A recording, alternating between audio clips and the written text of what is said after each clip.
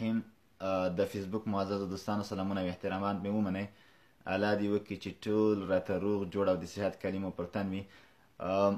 ملګرو نن انشاءالله موږ پخواني درسونه چې کوم ویلي دي اکثره په هاو او بیا شاته یو کلمه کارول کیږي چې د هغې یعنی د اصلي معنا د هاو نسبتا تغییر کوي چې په هغې اساس موږ مخکې تللي یو.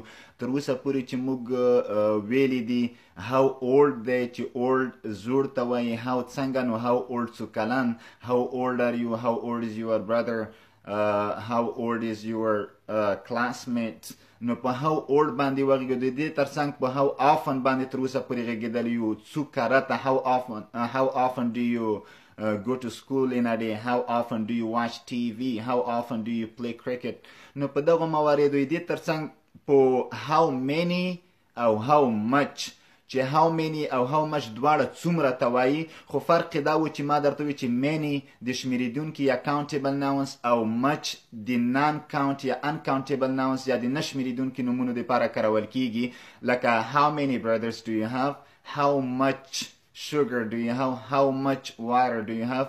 نو مطلب دا چې how many او how much ممکن دي. نو تر اوسه پورې how old، how many، how much او how often په دغه څلور مواردو موږ خبرې کړي دي، او دغه نور موارد چې پاتې دي هغه انشاءالله نن د درس موضوع دی چې دا به ختموو، چې how far، how long، how tall، how high، how wide، how deep مثلا همداسې.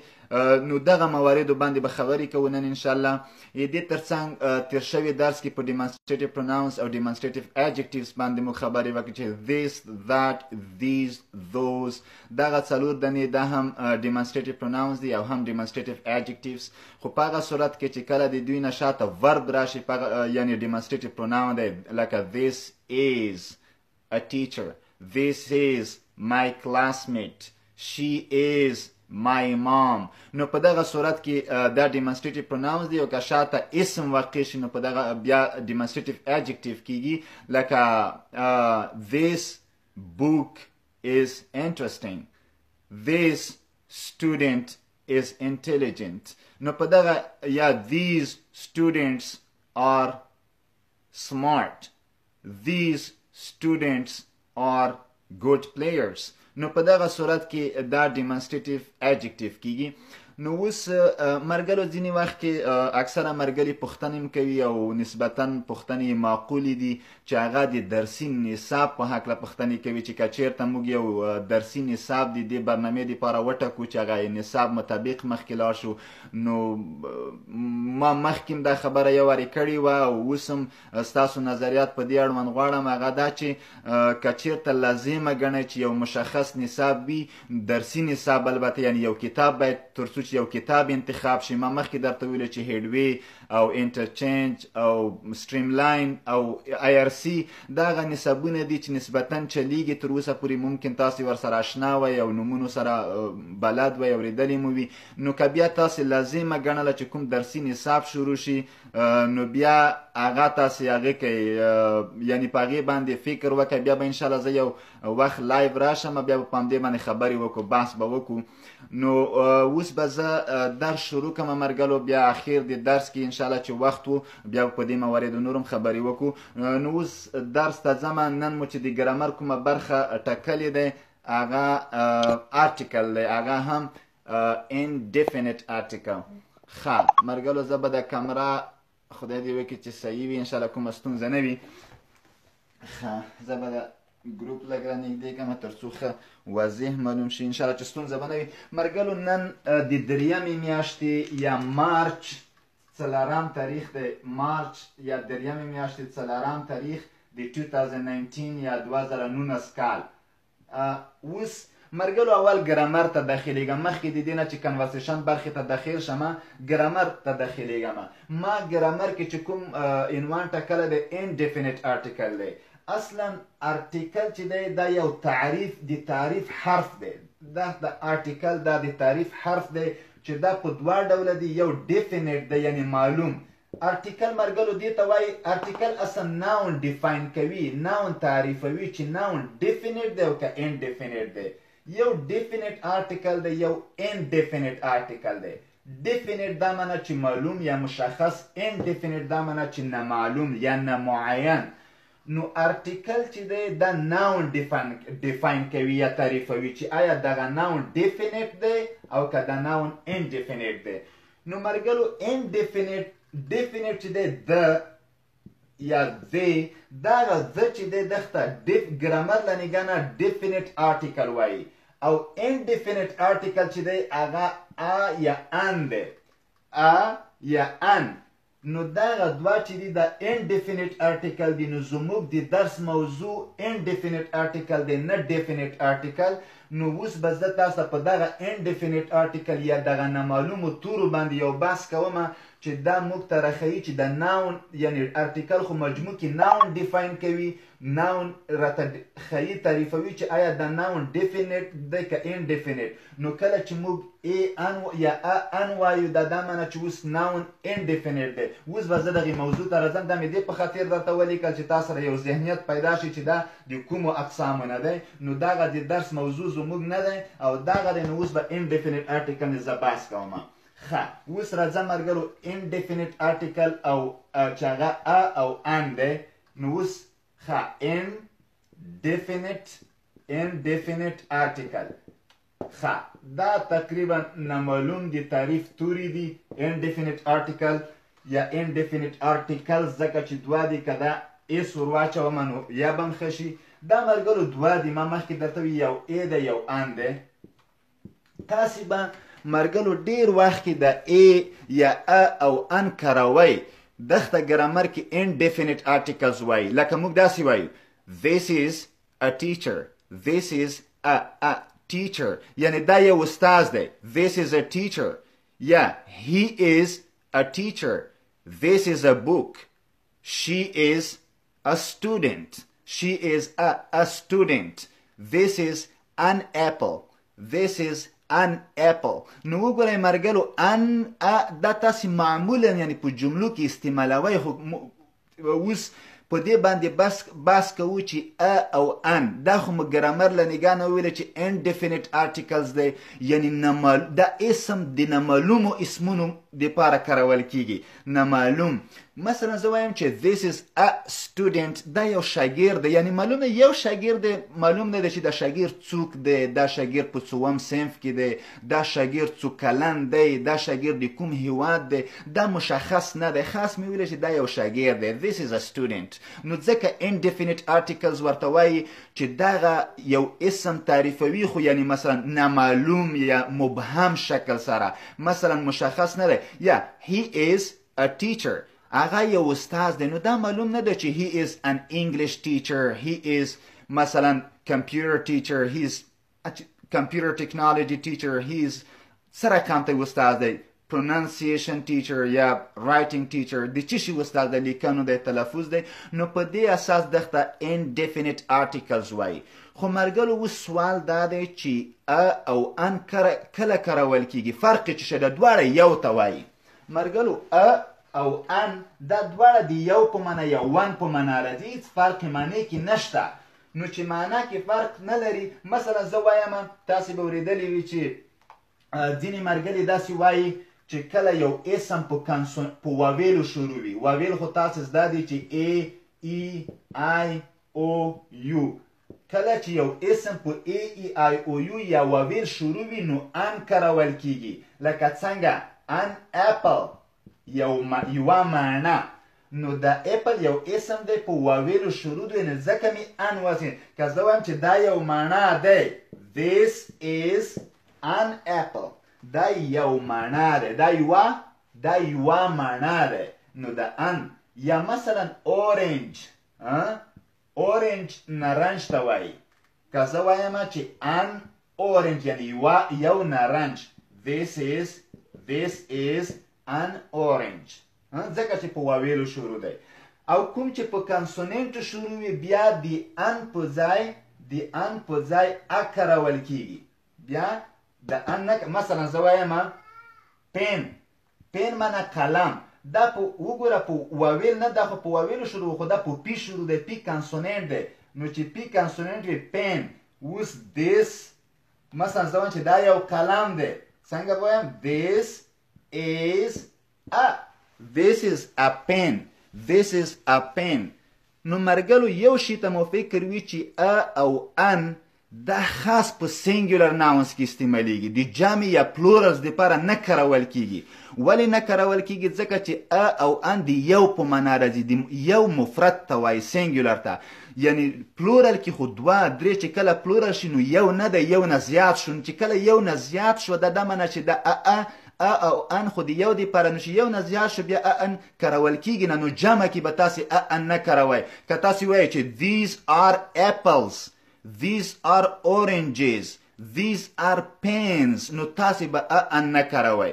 یو او بل مرګلو دا خو ما تاسو ته دغه خبره وکړه چې تاسو کورسونو کې د څو کاله اورئ چې کله کوم اسم په کانسوننټ شروع شوی وي ا کارول کیږي، که په واویل شروع شوی وي ان کارول کیږي. خو دا اوس زه خپلې خبرې ته راځم چې دا ما تاسو ته د دې په خاطر وي چې تاسو سره دا ذهنیت مخکې نه و، دا ذهنیت مخکې نه و، نو ما تاسو دا خبره ځکه واضح کړه. اوس راځم خپلې طریقې ته چې ا او ان په خپله طریقه درته ووایم چې کله ا کارول کیږي کله ان، او فرق یې څه شی دی؟ فرق یې څه شی دی؟ نو خو بیا مې یو شي ته تاکید کوم مرګلو چې دا به خاص په سینګولر کې استعمالوئ. سینګولر یعنی مفرد دپاره، د جمع دپاره استعمال نه کوي ځکه چې ان د یو په معنا راځي، یو وي مفرد. جمع دپاره دغه بیا نه کارول کیږي. These are apples, these are oranges, those are pens. ښه اوس او بل دا چې اسم خاص سره ما کاروئ مرګلو. proper noun. proper noun سره دا ما کاروئ. common noun سره کاروئ. که زه اسم خاص سره زه ووایم چې this is مثلا علی. علی چې دی proper noun اسم خاص دی، نو تاسې داسې مه وایئ چې this is an علی، دا یو علی دی. نه، this is علی دا ما کاروئ. د proper noun سره ما کاروئ. یا this is که دغه ځای کې زه وایم چې this is مثلا بلال یا شاکر، نو تاسو وایئ چې بلال this is a بلال، نو دا خو کانسوننټ دی this is a بلال. نه دا شیان ما کوئ. proper noun سره ما کاروئ او plural noun سره دا خاص سینګولر سره راځي. ښه اوس مرګلو خپل درس ته راځم، خپلې څنګه خپله تشریح کوم ا او ان. دا خو ما تاسو ته وویله چې کوم اسمونه په واویلو شروع وي ان راځي، او کله چې په کانسوننټو شروع وي ا راځي.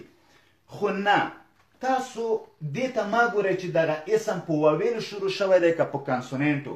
تاسو دې زه داسې وایم کوم اسمونه چې په واویل نه بلکې په واویل ساوند شروع شوی وي، په واویل ساوند شروع شوی وي ان راځي. ان. کوم اسمونه چې په کانسوننټو نه، کانسوننټ نه دا نه، کانسوننټ ساوند د کانسوننټو په آواز شروع شوی وي هغلته ا راځي.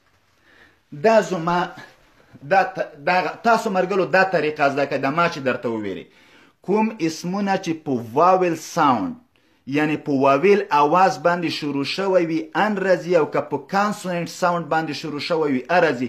حرف مهم نه دی، واویل مهم نه دی، کانسوننټ مهم نه دی. زه اوس درته مثالونه څنګه واویل تاسې وایئ چې ښایي واویل ساوند څه شی دی. زه به درته پښتو کې لنډه یو طریقه وښیم چې واویل ساوند څه شی دی. الف. الف یا الف که داسې درته ولیکمه چې تاسو مرګلو هر اسم چې په اول کې پښتو ته چې تلفظ یې وکړي اول کې چې الف راځي تاسو ان استعمال کړئ. ان کله چې یو اسم په اول کې یعنی تاسو تلفظ کوئ اول کې چې الف اواز داسې دغسې چې شی راغلو اواز یا دا اواز چې ورکړو نو تاسو همیشه ان استعمال کړئ. دې ته ما ګورئ چې دا واویل دی که دا کانسوننټ دی، خو چې اواز یې اول کې راغلو تاسو ان استعمال کړئ. کانسوننټ څه معنا؟ کله چې د اواز یې ورنکړو دا ټول کانسوننټ اوازونه دي ان ما استعمالوئ استفاده کړئ. خدای دې وکړي مرګرو چې په دغې ټکي پوه شوي وی، ډېر مهم اړین ټکی و. بیا هم درته وایم چې واویل ساوندز کله چې واویل ساوند یو اسم شروع شوی وي یعنې هغه اسم چې اول کې د الف اواز راځي ټولو دپاره ان کاروئ. حرف ته ما ګورئ چې واویل دی که کانسوننټ دی یا په واویل شروع شوی که کانسوننټ. کله چې کلمه راغلې نه وي نو دا کانسوننټ ساوند ټولو دپاره وکاروئ. د الف کلمه چې نه وي راغلې. اوس درته مثال وایم. ګوره مثلا زه تاسو ته ځای وایم دا او رنج تاسې دغه ځای کې اوس او وکروئ. دې ته ما ګورئ چې دا واویل دی که کانسونینټ، دې ته ما ګوره اواز ته. که زه اورنج ولیکم مثلا اورنج که داسې ولیکم، دا او اول کې چې شی راغلی الف، چې الف راغلی دی واچوه ان، ځکه دغه واویل ساوند باندې شروع شوی. دغه الف دی واویل ساوند دی. مثلا زه دلته لیکم اپل، اپل اپل څنګه دی؟ داسې صحیح دی. اپل دا په الف شروع دی که نه؟ چې الف دی شروع دی بس دا واویل دی، واچوه ان. زه لیکم مثلا یو یونیورسیټي، یونیورسیټي چې ته وایي پوهنتون ته، یونیورسیټي یو دی څنګه تلفظ کېږي؟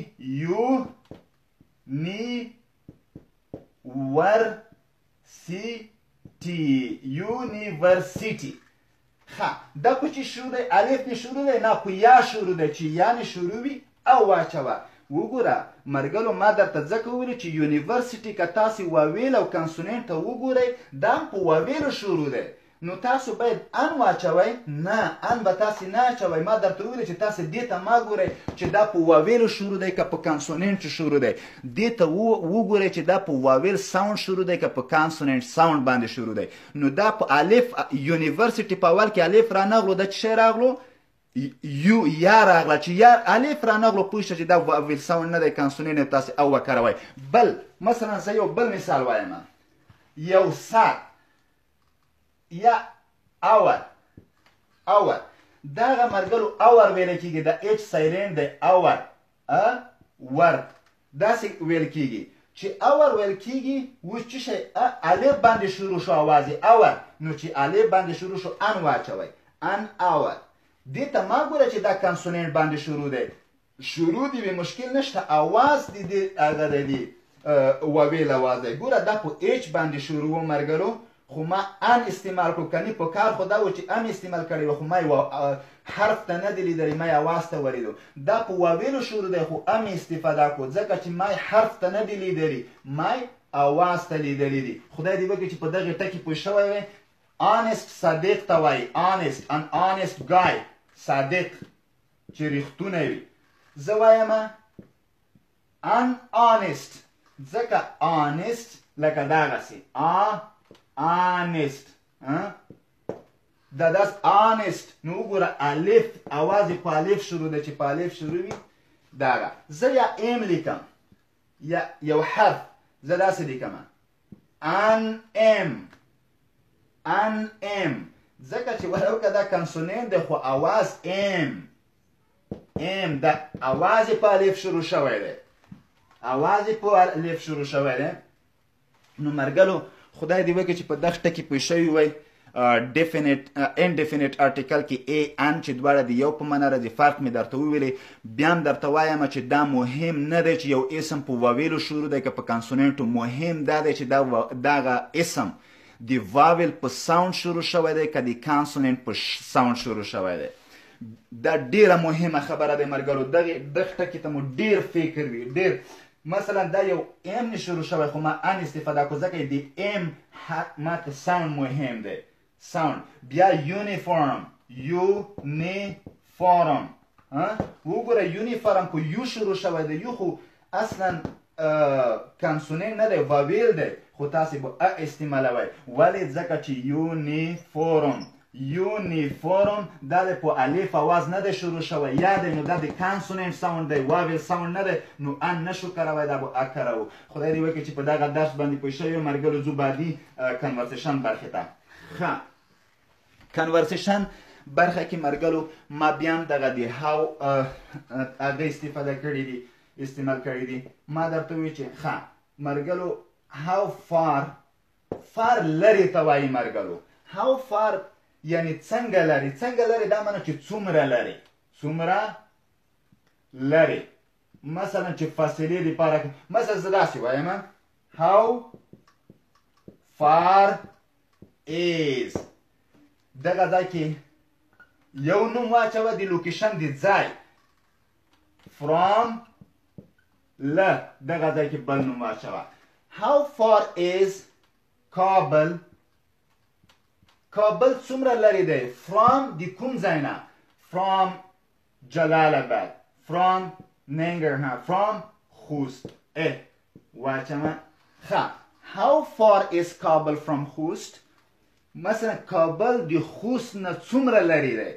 تاسې به وایئ مرګلو که ما فار استعمال کړی و تاسې هم استعمال وکړئ، داسې وکړئ it is، ټولو سره it is مثلا زه وایم 200 kilometers far، ما فار کرولی دی، تاسو مال کوئ it is 200 kilometers far، یعنی هغه 200 کیلومتره لرې دی، 200 کیلومتره. how far is، تاسو دلته یو ځای اچوای شئ from دغه د دغه ځای نه، دغه ځای څومره لرې دی د دغه ځای نه. ښه زه اوس بیا وایم مثلا how far is USA؟ how far is United States of America from Afghanistan؟ یعنی امریکا د افغانستان نه څومره لرې دی؟ زه ویلی شم it is 2000 kilometers far، یعنی هغه 2000 کیلومتره لرې دی. نو مرګلو تاسې فار یعنی how far یعنی څومره لرې. زه وایم اتا کور څومره لرې دی؟ how far is your house؟ how far is your home؟ ته به وایي it is 60 kilometers far، هغه 80 کیلومتره لرې دی. it is 60 miles far from here، هغه د دغه ځای نه 80 مایله لرې دی. یا it is 50 miles away، یعنی هغه 50 مایله لرې دی، away هم لرې دی. خو تاسو فارم کاروای شئ مرګلو، ځکه دغسې. ښه زه وایم چې how far do you go to school؟ ته مکتب ته څومره لرې ځې؟ I go 16 miles. یا I go 16 miles away، یا my school is 16 miles away from my home، یعنی دغه ما مکتب چې دی 16 مایله زما د کور نه لرې دی. خو how far منه څومره لرې، څومره لرې. ښه دغه مرګلو تاسو ټینسونه ویلي دي. سمپل پریزنټ ټینس ته تاسو هر رقم ته جمله دې کې جوړوای شئ. ټول موږ سمپل پریزنټ ټینس نه وتلي نه یو. بل هغه ته داخلیږم how long.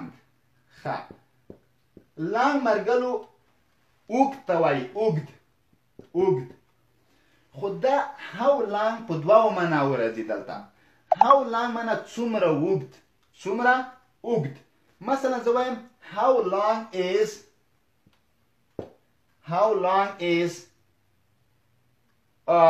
یو شای ښیي how long is this wall، مثلا دا دیوال څومره اوږد دی، یعنی طول یې تاسې ښیي، د طول دپاره کارول کېږي، د طول او عرض مو هندسه کې خو به مو ویلي وي. how long is this one، دا دیوال څومره اوږد دی. نو تاسې بیا ما درته ویلي چې هغه به کاروئ it is دلته 60 meters، دا 80 متره چی شی دی؟ د چې لانګ ویلی دی مرګلو تاسو به اخر کې لانګ وایئ. this is 60 meters long، it is 60 meters long، یعنی دا 80 متره اوږد دی. دا دیوال څومره اوږد دی؟ 80 متره اوږد دی. it is 60 meters long. how long is this room؟ it is 6 meters long. نو مرګلو چې د ویلي چې how far تم اخر کې فار واچوه، د ویلي د long تم اخر کې long واچوه. it is 60 meters long. ډیر اسانه دی.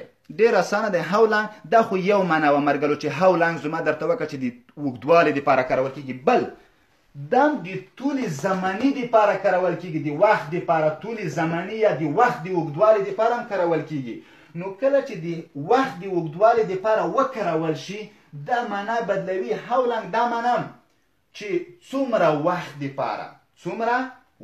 دپاره، یعنی د وخت اوږدوالی ښیي. لکه زه وایم how long does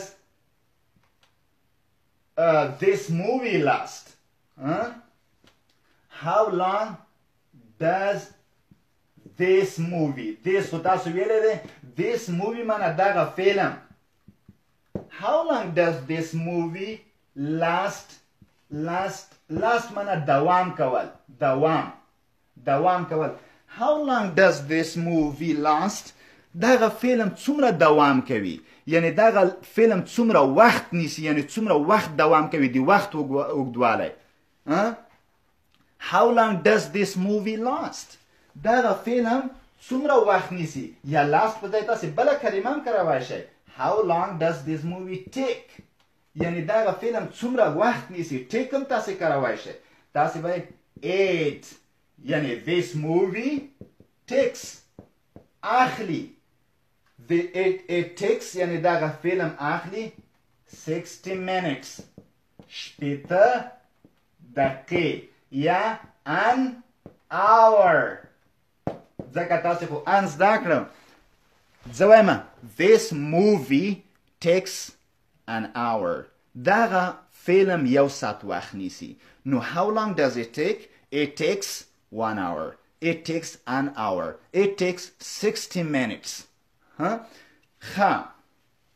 نو how long په present perfect tense کې مرګرو استعمالیږي. ډېر ښکلی استعمال لري، خو چون present perfect tense موږ ویلی نه دی هغې ته نه داخلیږم، خو د وخت د اوږدوالي دپاره مثلا زه وایم how long have you lived in United States؟ یعنی څومره وخت کېږي چې ته په امریکې کې اوسېږي. I have lived in United States for 10 years. 10 کاله کېږي چې زه په امریکې کې اوسېږم. How long have you worked in this office؟ په دغه دفتر کې څومره وخت کېږي چې ته کار کوي. یا I have worked in this office for 3 months. 3 میاشتې کېږي چې دی، یعنی 3 میاشتو راهیسې زه په دې دفتر کې کار کوم. نو how long perfect tense-ونو کې ډېر ښه استعمال لري، خو زه perfect tense-ونو ته اوس ځکه نه ځم چې ویلی مې نه دی. بل مرګلو دا خو how far او how long و او دې استعمال یې الحمدلله پوه شو. آسان دي. او بل how tall دا معنی چې څومره tall جګ ته وایي مرګلو. how tall څومره جګ، خو داسې how tall are you؟ ته څومره جګ، یعنی جګوالی دې څومره دی، قد دې څومره دی. how tall are you؟ ته به وایي چې I am دلته یو عدد واچوه، خو ده ټال ویلی دی مرګلو، تاسې به هم دلته ټال واچوئ. ما درته وویل چې how old are you؟ I am 6 years old. how tall are you؟ I am 60 centimeters tall. نو چې کله د ټال واچولو ته ټال واچوه، old واچولو old واچوه، far واچولو far واچوه، deep واچوه deep. how tall are you؟ ته څومره جګ یعنی قد دې څومره دی. I am مثلا 10. I am 10 feet. I am 10 feet tall. زه 10 فوټه جګ یم. یا مثلا زه وایم چې I am 200 centimeters tall.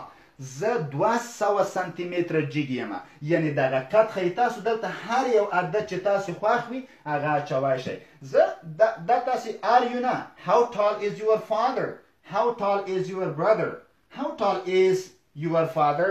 پلار دې څومره جګ دی، یعنې قد دې څومره دی. he is 2 meters tall.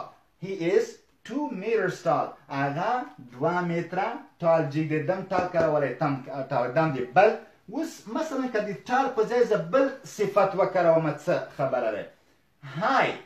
high معنی لوړ.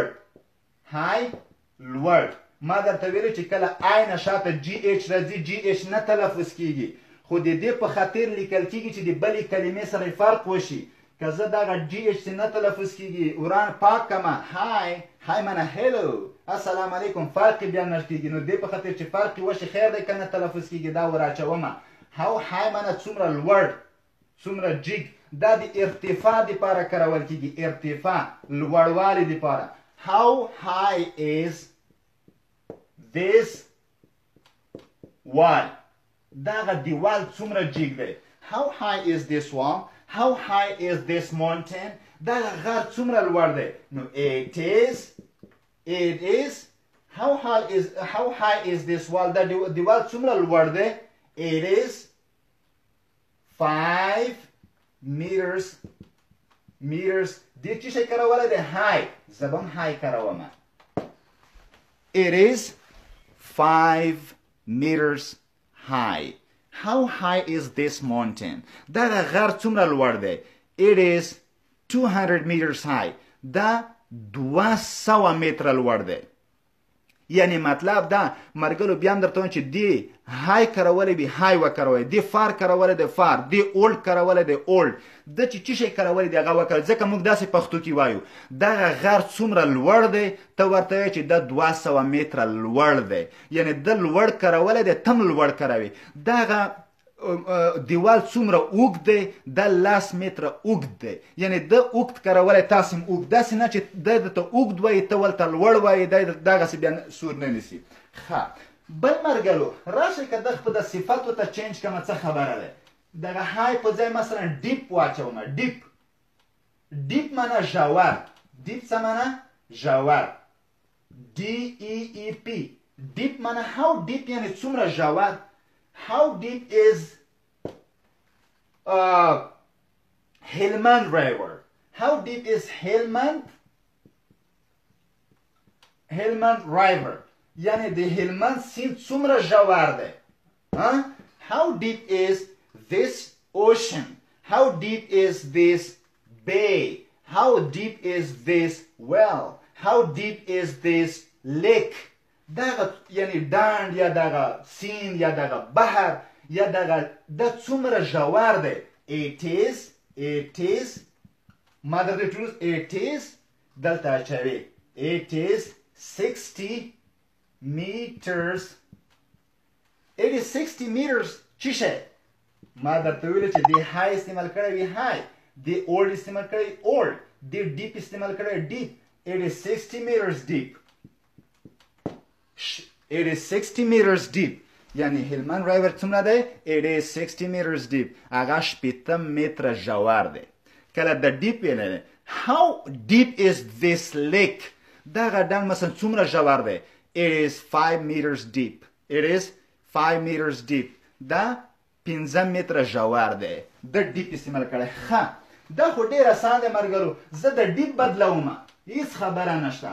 ډیپ که زه وایډ کمه وایډ دا ډیپ زه وایډ کم. How وبخئ how wide. wide معنا پراخ. پراخ دا د چی شي لپاره استعمالیږي؟ عرض. لکه زه وایم دغه بورډ یو خو ارتفاع او طول عرض پراخوالی. How wide is this board? How wide is this board? یعنی دا تخته څومره پراخه پراخوالی څومره دی؟ ته وایي چې it is دغه تخته چې دی یا this board is یا it is 1 meter. یو متر چی شي؟ wide. د wide کارولی دی. It is 1 meter wide. How wide is this room? دغه وطاق څومره پراخه دی؟ پراخوالی څومره دی د دې وطاق؟ It is 3 meters wide. It is 3 meters wide. یعنی دغه چې دی 3 متره د دې پراخوالی دی. نو how old تاسو وایي how old are you? I am 6 years old. How deep is it? It is 6 meters deep. How wide is it? It's 6 meters wide. How tall is it? It is 6 meters tall. How high is it? It is 6 meters high. نو مطلب how far is it? It is 6 meters far. نو مطلب مرګلو مطلب مې دا و چې کله دا وایي چې how old تاسو old اخر کې wide وایي wide, high deep deep, tall او far. نو مقصد دا چې کومه کلمه کاروي تاسو هم هغه کلمه کاروئ. نو مرګلو درس فکر کوم چې تر همدې پورې بس دی.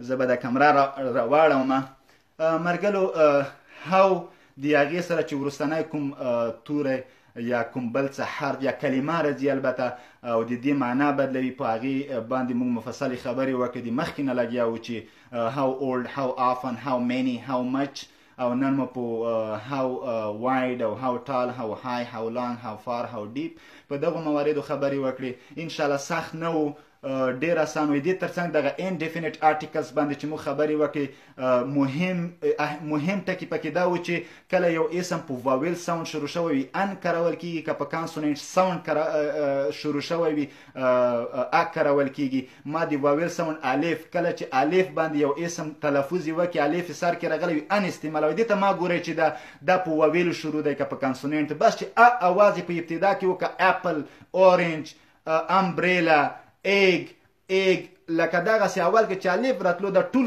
ان ور واچوئ.